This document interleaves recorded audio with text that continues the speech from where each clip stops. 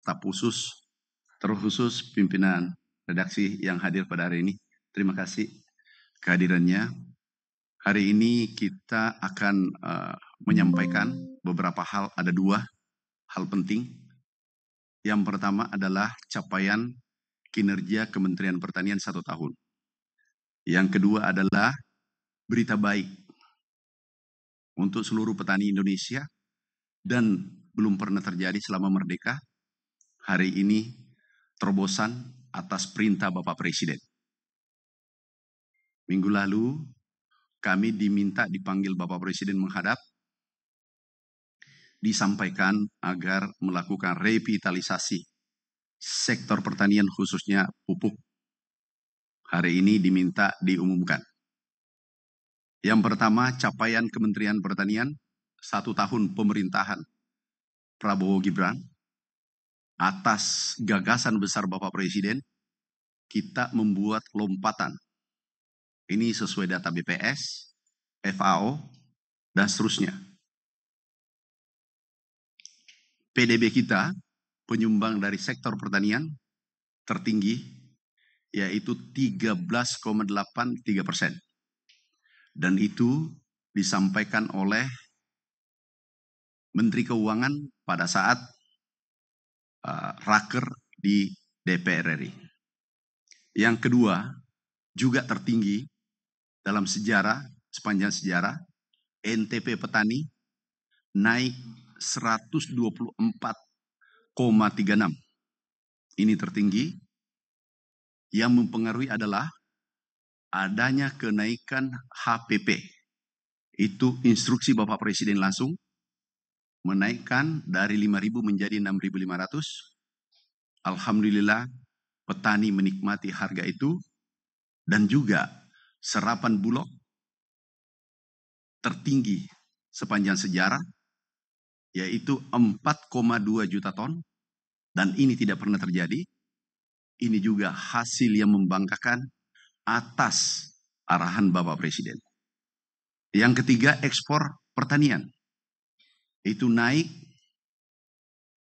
42,19% dibanding 2024. Kemudian tenaga kerja naik jumlahnya di sektor pertanian. Kemudian beberapa capaian lainnya selama ini, selama 1 tahun, produksi beras sampai hari ini itu 33,19 juta ton. Tahun lalu 1 tahun itu 30 juta ton. Diestimasi, diperkirakan akhir tahun produksi sesuai BPS 34,3 juta ton. Naik 4 juta ton dalam 1 tahun. Ini adalah lompatan tertinggi sepanjang sejarah. Lompatan 4 juta ton. Dan kesejahteraan juga meningkat. Itu bukan data dari Kementerian Pertanian. Tapi ini dari BPS, juga dirilis oleh FAO, dan Kementerian Amerika Serikat, United States Department of Agriculture, dirilis pada bulan 4 2025 bahwa Indonesia produksinya akan melompat. Kemudian juga hal lain, banyak regulasi Perpres yang dikeluarkan oleh Bapak Presiden. Sampai hari ini termasuk yang akan diumumkan hari ini adalah itu ada 18 impres Perpres. Irigasi, perbaikan irigasi 2 juta hektar, itu juga dikeluarkan beliau. Kemudian juga produksi jagung meningkat. Mudah-mudahan untuk swasembada pangan, perintah Bapak Presiden itu targetkan pada kami 4 tahun. Alhamdulillah kalau tidak ada aral melintang, 1 bulan 2 bulan ke depan, kita mencapai swasembada dalam waktu sesingkat-singkatnya, secepat-cepatnya, dengan produksi estimasi 34 juta ton. Ini capaian di pemerintahan tahun pertama Bapak Presiden. Kemudian yang kedua, ini pengumuman penting. Bapak Presiden mengundang kami ratas. Beliau menyampaikan, lakukan revitalisasi sektor pupuk. Karena pupuk adalah darahnya pertanian. Tanpa pupuk, tidak mungkin kita berproduksi. Beliau sampaikan, tolong cek dari hulu ke hilir. Ini arahan Bapak Presiden. Yang pertama pupuk, kita perbaiki regulasi. Dulu harus 12 menteri yang setujui, baru pupuk bisa diedarkan. Kemudian yang kedua adalah, gubernur seluruh Indonesia harus tanda tangan. 38 gubernur. Tanda tangan, bukan para tanda tangan. Baru bisa dikeluarkan. Kemudian yang terakhir adalah 514 bupati dan wali kota se-Indonesia harus tanda tangan. Regulasi yang mengikat 145 regulasi. Atas instruksi Bapak Presiden, melalui regulasi yang dikeluarkan Impres, itu sekarang dari pertanian ke pabrik, pabrik langsung petani. Petani seluruh Indonesia menikmati. Yang kedua adalah volume pupuk. Separuh, dulu langkah pupuk seluruh Indonesia. Kami kunjungan. Tonnya 1, berteriak. Pupuk kurang. Alhamdulillah, kali 2. 9,55 juta ton.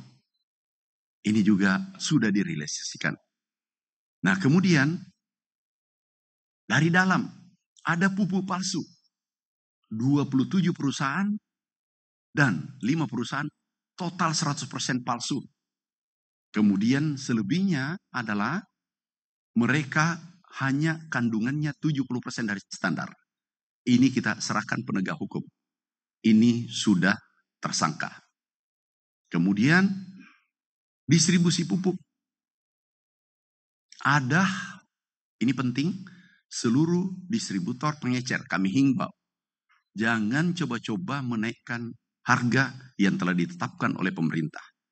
Kalau ini dinaikkan, kita izinnya akan dicabut. Minggu lalu kita cabut 2039. Kios pengecer, itu kita cabut. Seluruh Indonesia. Tapi kalau masih ada, ingin mencoba, pasti kita tindak. Pasti kita cabut izinnya. Nah kemudian, sistem penyaluran kita kawal. Hari ini, ini adalah milestone, tonggak sejarah revitalisasi sektor pupuk sarana produksi. Ini sangat penting. Hari ini diumumkan atas arahan Bapak Presiden, atas perintah Bapak Presiden. Tolong hari Rabu diumumkan harga pupuk turun 20%. Berlaku mulai hari ini. Ini adalah berita gembira. Tahun kedua, masuk tahun kedua pemerintahan Bapak Prabowo Gibran. Ini tidak pernah terjadi sepanjang sejarah. Kami umumkan, tolong seluruh yang hadir pada hari ini, PPL, Babinsa, seluruh yang hadir dicatat baik-baik. Dan nanti, manakala ada yang naikkan harga pupuk, akan izinnya dicabut dan diproses hukum. Ini harus kita kawal. Kami pastikan ke depan, insya Allah, produksi akan naik lebih tinggi, karena yang pasti adalah NTP naik, kesejahteraan petani naik, biaya produksi turun, otomatis produksi akan naik tahun-tahun berikutnya. Karena ini adalah terobosan hasil revitalisasi, hasil perbaikan tata kelola bersama seluruh direktur. Kebetulan komutnya adalah Pak Wamen kami, Pak Sudaryono, dan beliau luar biasa. Kemudian ada dirutnya, Pak Rahmat, ada direktur keuangan, komisaris. Ini bukan kerja sendiri, kerja tim, kita semua termasuk media. Kami tolong dicatat dengan baik, urea dari Rp2.250 per kilo menjadi 1.800. Turun 450 per kilogram seluruh Indonesia. Hitungan persak urea ini dari 112.500 turun menjadi Rp90.000 per sak. Ini adalah luar biasa. Inilah hasil dari efisiensi, efektif, produktif. Ini adalah hasil efisiensi anggaran yang dilakukan oleh pemerintah, efektivitas, efisien, dan seterusnya. Ini tidak menambah anggaran APBN. Ini tidak menambah anggaran APBN. Tetapi menurunkan harga 20%. Kemudian NPK 2.300 menjadi 1.840 per kilogram. Persak NPK Rp115.000 menjadi Rp92.000 per sak. Ini berita baik untuk petani seluruh Indonesia. 160 juta warga petani kita menanti berita ini. Karena yang terjadi sebelumnya puluhan tahun adalah tiap tahun naik atau tiap 2 tahun. Sekarang turun karena hasil efisiensi yang merupakan gagasan besar Bapak Presiden Republik Indonesia. Dan juga ada nomor HP, sudah ada disampaikan, munculkan. Ini saudaraku, sahabatku, kalau ada yang coba-coba menaikkan dari harga yang ditetapkan pemerintah, tolong dihubungi kontak pengaduan pupuk. Jadi hubungi ini, kontak pengaduan pupuk, itu pasti langsung ditindaklanjuti. Kepada seluruh saudaraku, sahabatku, distributor, pengecer, seluruh Indonesia, kami himbau, bila Anda menaikkan harga, pada hari itu juga izinnya kami cabut.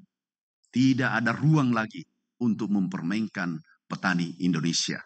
Tidak ada ruang lagi mafia atau korupsi di sektor pertanian. Ini adalah kepentingan hajat hidup orang banyak. Kita harus berjuang bersama. Presiden selalu perintahkan, hilangkan koruptor, mafia, hilangkan. Dan tolong support petani seluruh Indonesia. Beri yang terbaik. Tolong perhatikan nasib mereka. Bapak Ibu sekalian, sebelum kami tutup, mungkin ada pertanyaan dari teman-teman wartawan tentang hal ini. Silakan.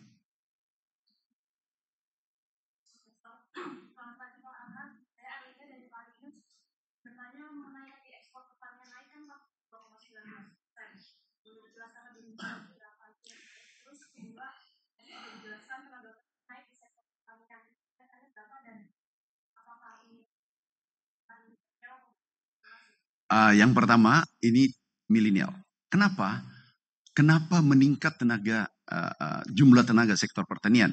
Yang pertama adalah kita mentransformasi pertanian tradisional ke modern. Kita membangun rencana 3 juta hektar. 3 juta hektar ini kita membuat setara dengan negara maju. Seperti Amerika dengan China.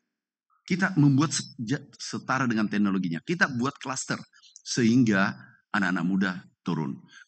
Bagaimana menarik agar milenial generasi Z mau turun? Sekarang sudah 27.000 ikut.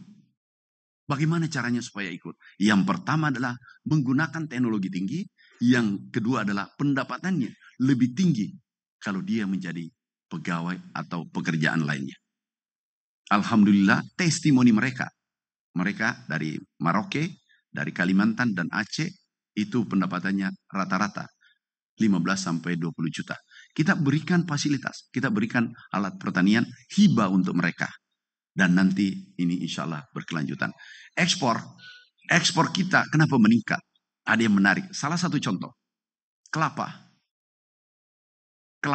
bahkan industri dalam negeri itu agak kesulitan. Kenapa? Harga kelapa tiba-tiba naik 1.300 per kilo. 1.350. tiba-tiba naik 5.000 sampai 10.000. Dan ada pergeseran pola konsumsi China, India, dan Eropa. Itu coconut milk, VCO. Ada coconut milk, kemudian VCO. Ini dikonsumsi karena ini sehat. Dari dulunya susu bergeser. Nah, sekarang kita, Bapak Presiden minta hilirisasi agar ekspornya lebih tinggi. Tahu, sekarang harga 1.350 per kilo. Kalau ini dihilirisasi kita ekspor VCO dan air kelapa kita kemas dengan baik, itu sekarang ekspor 24 triliun. Dan kalau ini kali 100, itu menjadi 2.400 triliun. Itu baru kelapa. Inilah maksud Bapak Presiden, kita melakukan hilirisasi. Jadi yang kita ekspor adalah bahan jadi. Yang kedua, kakao coklat kita processing dalam negeri. Sehingga menjadi coklat. Coklat yang kita ekspor. Bukan kakao mentah dan mente kita ekspor ke negara lain. Nah, itulah mimpi-mimpi kita ke depan. Yang mana demand-nya tinggi tingkat dunia, itu yang kita hilirisasi sekarang. Itu bisa peningkatan ribuan triliun. Oke, silakan yang kedua. Silakan. Selamat pagi Bapak-Bapak, saya Martia dari CNBC Indonesia Pak. Pak izin mau minta dielaborasikan lagi terkait dengan efisiensi yang tadi Bapak sampaikan. Efisiensi apa saja sih Pak sampai harga pupuk bisa turun sampai 20% Pak? Terima kasih Pak. Wah, ini jeli banget. Ini mantap-mantap.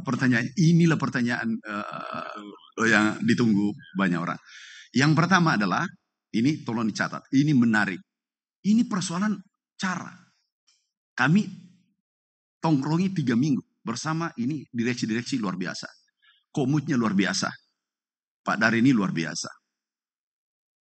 Nah, kita tongkrongi, perhatikan dulu subsidi di hilir. Pupuk yang ada kita subsidi di hilir. Sekarang ini kan milik negara. Apa salahnya kalau kita bergeser subsidi di hulu, bahan baku, inputnya. Ini kita geser. Inputnya yang kita subsidi. Tentu jumlahnya kecil kan? Kita hemat kurang lebih dari total 10 triliun.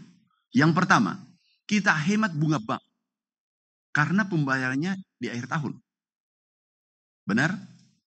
Katakanlah 7%, 7 kali bulat 7 kali 5, 3 triliun. Bunga saja. Ini kita hemat, baru bunga. Yang kedua adalah subsidi itu yang ada regulasi kita adalah cost plus. Artinya apa? Kalau 10 triliun biaya operasional, 10% untungnya itu 1 triliun. Kita ini bongkar. Karena kenapa? Tidak menguntungkan negara. Contoh, pabrik tua itu lebih banyak untungnya daripada pabrik baru.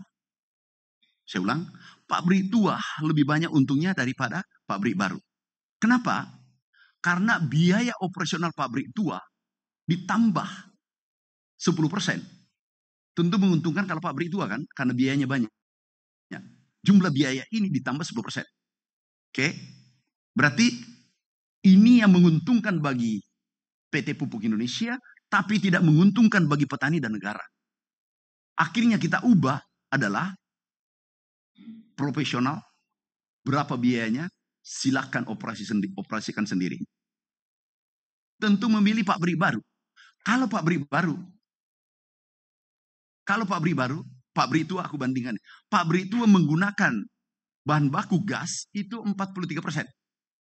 Pabrik baru itu bisa 22%, 23%. Ini hampir separuh.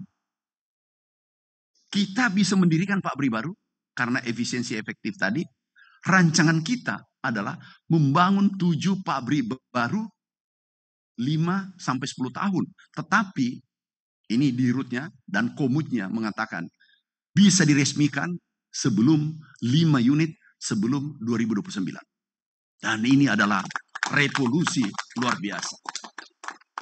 Saya ulangi supaya pelan-pelan, supaya paham. Yang tadi bertanya, perhatikan. Dulu subsidi di hulu, di hilir, kita tarik. Di sini 44 triliun kita tarik. subsidinya di bahan baku. Berarti lebih murah kan? Kita efisien. Bunga bank, kemudian yang tadi regulasi yang mengikat, bahwa biaya ditambah 10%. Tentu logikanya makin tinggi biaya operasional, untungnya makin tinggi kan? Dan lebih menguntungkan pabrik, ini peraturan lama ya, pabrik yang tua, umurnya 50 tahun ya. Umurnya 50 tahun lebih menguntungkan daripada pabrik yang umurnya 1 tahun. Bayangkan, ini puluhan tahun kita bongkar atas perintah Bapak Presiden. Hasilnya adalah menarik, ada yang aku lupa satu, sekarang turun biaya 20%, ada tambahan volume 700.000 ton tanpa menambah biaya.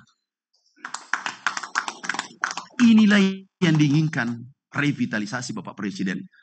Perintah kami langsung. Dan petani menikmati.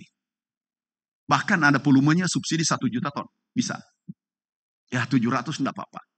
Yang terpenting biaya tetap, turun harga untuk petani kita, padi saja. Itu 29 juta dengan keluarganya 100 juta lebih. Itu turun 20%. Jangan pernah kita bayangkan, aku ini petani, aku ini keluarga petani, bisa merasakan apa dirasakan petani seluruh Indonesia. Saudara-saudara kita. Turun 100 rupiah, 10 rupiah, apalagi 400 rupiah per kilo. Itu luar biasa bagi petani Indonesia. Kami punya sejarah, mau beli ubi saja, 3 biji, uang saya 5 rupiah. Itu tidak cukup waktu itu. Jadi aku rasakan, aku bisa merasakan, kami mengerti denyut nadi ekonomi petani Indonesia. Oke, ada yang lain? Itu menarik, silakan. Sebelumnya izin Bapak, selamat pagi. Saya Edwin dari Kompas TV. Apresiasi untuk paparan dan harapannya 4 tahun ke depan bisa lebih baik, Pak. Tapi terkait dengan law enforcement, Pak. Ya. Tadi disebutkan berkali-kali akan ada penegakan hukum bagi yang melanggar. Law enforcement seperti apa dan kolaborasi yang dijalankan di bagian satuan tugas untuk nantinya menilik dan pastinya melakukan proses hukum. Terima kasih. Sekarang ini sudah ada evidence, sudah ada fakta, sudah ada bukti. Bukan omong-omong. Tersangka hari ini, pupuk itu puluhan, beras 41, Pak Kapolri kemarin datang sini, ini ada Satgas Pangan, ada dari Kejaksaan. Ini tidak main-main, kita tindak langsung. Ini baru 11 bulan, sudah 12 bulan, itu yang tersangka mungkin ya, sudah 60-70. Itu baru 1 tahun. Dan Anda tahu yang tersangka itu banyak, ada minyak goreng, kemarin ada minyak goreng tuh, ada beras, pupuk palsu. Kemarin terakhir 2039, itu tidak mudah. Kami lapor Bapak Presiden, ini ada lagi melanggar, gaspol. Jawabannya sederhana, satu kata, gaspol. Terima kasih Bapak Presiden. Itu sudah dilihat langsung kan, tindakan beliau. Tidak ada kompromi bagi pelaku kejahatan terhadap hajat hidup orang banyak. Pangan bermasalah, negara bermasalah. Itu selalu pesan Bapak Presiden. Jadi kita kawal bersama. Nanti ini ada nomor telepon, begitu masuk dari Polda, Polres, sampai Polsek menindaklanjuti. Dan itu kita sudah sepakat. Pak Jaksa Agung kami sudah sepakat, Pak Kapolri sudah sepakat, TNI luar biasa. Bapak Ibu sekalian, perlu aku sampaikan, seluruh capaian ini bukan saya, kita semua. Ada TNI luar biasa, berjibaku di lapangan. Terima kasih, kami mewakili petani Indonesia mengucapkan terima kasih yang setinggi-tingginya pada jajaran TNI, pada Panglima Kasat, Kasau Kasar seluruh Indonesia yang memberikan perhatian pada sektor pertanian. Yang kedua, Pak Kapolri, seluruh kepolisian, seluruh Indonesia, Kapolda, Kapolres, sampai Polsek, kami ucapkan terima kasih. Juga Pak Jaksa Agung, sampai Kajati, Kajari, kami ucapkan terima kasih. Ini adalah hasil kerja anak bangsa, bukan saya. Kami hanya bagian kecil. Dan media, teman-teman media, kami banyak melakukan punishment, tindakan karena ada berita di media, kami telusuri. Terima kasih teman-teman media. Tolong beritakan kritik yang konstruktif. Kami tunggu teman-teman media. Asal satu aku minta, jangan fitnah. Kalau sekali-sekali bolehlah kita saling komunikasi, tolong ini keliru. Tapi jangan ada kesengajaan. Ini negara milik bersama. Tidak menutup kemungkinan nanti dari media atau tentara, TNI, Polri jadi Menteri Pertanian. Kita tidak tahu. Atau Pimpret ini jadi Menteri BUMN. Dulu ada Pak Dahlan. Jadi ini kerja bersama. Makasih ya. Makasih semua. Pak, cukup ya Pak. Karena saya ada acara, Dinda. Pak, satu ya. Langsung to the point apa? Terkait penurunan, apakah kualitas pupuknya juga ada penurunan atau sama? Enggak. Yang ada, perhatikan. Kualitasnya tetap, kalau perlu ditingkatkan. Tetapnya sudah pasti. Yang kedua, volumenya bertambah. Yang ketiga, harganya turun. Yang keempat, tambahan APBN untuk subsidi tidak bertambah. Cantik kan? Nah, itulah Prabowo Subianto. Itulah Bapak Presiden kita. Makasih. Wassalamualaikum warahmatullahi wabarakatuh.